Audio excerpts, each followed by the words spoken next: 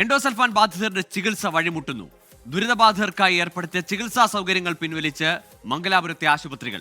സംസ്ഥാന സർക്കാർ എൻഡോസൾഫാൻ ദുരന്തബാധിതരെ പാടെ അവഗണിച്ചെന്ന് മഞ്ചേശ്വരം MLA AKM അഷ്റഫ് 24-നോട് പറഞ്ഞു.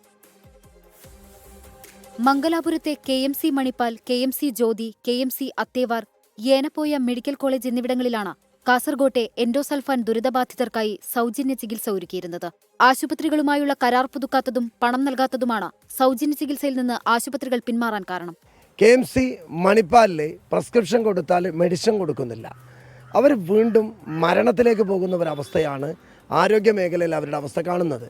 20,500 പേരുടെ ഒരു ലിസ്റ്റ് ഇപ്പോഴും കയ്യിലുണ്ട്. ക്യാമ്പ് നടത്തുമെന്ന് പറയാതെ ഇതുവരെ ഒരു മെഡിക്കൽ ക്യാമ്പ് നടത്താൻ സർക്കാർ തയ്യാറാവുന്നില്ല.